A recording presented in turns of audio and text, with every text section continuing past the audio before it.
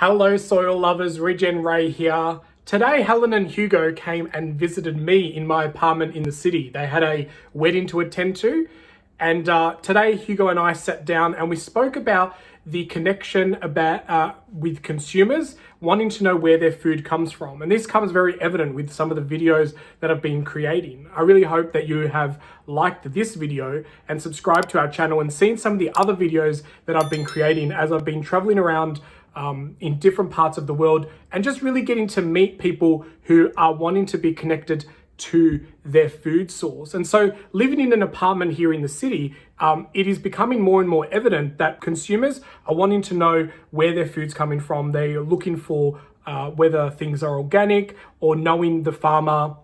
And so in the building that I'm in, we do have like local greengrocers, and we've also got a butcher who specializes in grass-fed and meat that's raised with more attention to care and detail. And so really interesting to know that there are so many more people becoming really interested in that, and that people here in the city are wanting to know where their food is coming from. And we're seeing new shops appear. And Hugo shares about a farmer today who has picked 2 of their parcels of land and turned them into organic berry farms, and that would be from consumer demand. And there's also an article this week floating around where Woolworths is introducing dispenser machines for liquids such as detergents and soaps and body wash, and you'll be able to bring your own containers and fill it up to reduce plastic waste. So these are all triggers and things that are happening because consumers are asking the right questions and pushing the right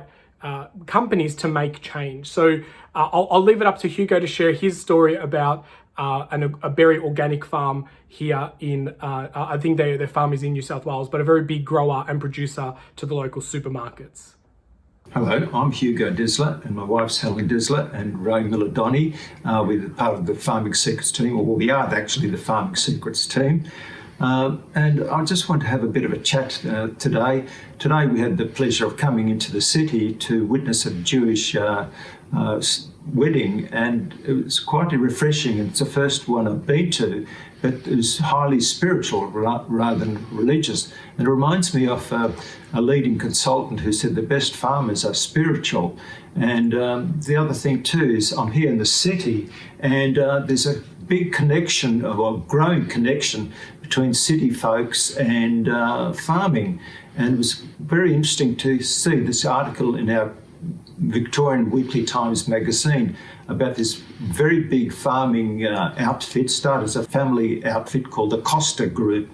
Now the Costa Group has been featured in the Weekly Times, has just converted 2 of their blueberry farms to be organic. And I'd like to tell you a sort of a somewhat humorous story about that, about something that was said to us by Mel Devison some 8-10 years ago from his blueberry farm at Moondara. He calls his blueberry farm Moondara Blueberries. He had an open day, and normally at these open days you get 10, 20 people arrive.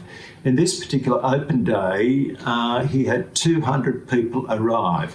And not only that, he had a leading researcher from the United States who's looking at how to boost productivity in blueberries using more synthetic fertilizers, how much more nitrogen you could pump into it to get productive or production up per hectare. Now, she looked at Mel's sheets of his production.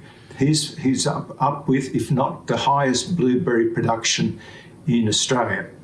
And she looked at his sheets of his inputs. Now, the sort of inputs, the inputs he was using was liquid fish fertilizer, liquid seaweed. He's using compost teas, mulch, and he may have been using basalt dust. I'm not too sure.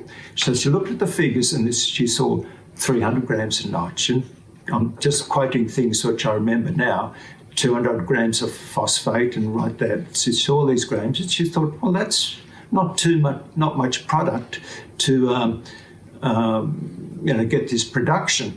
And then when it was exposed to her, they're actually grams per hectare, not kilograms per hectare. And I'll just repeat some of those things, like 300 grams of nitrogen, 200 grams of phosphate, or 200 grams of potassium.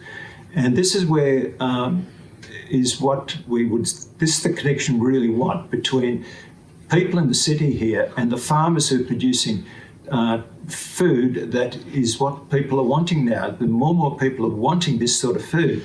And here at Farming Secrets, and Ray will explain to you later, we can give you mentoring, we can show you how this is done.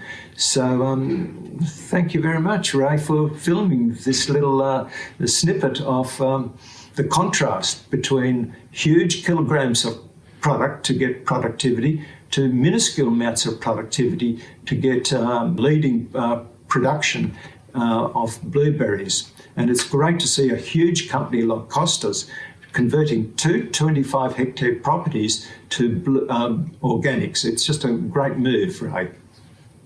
Thank you.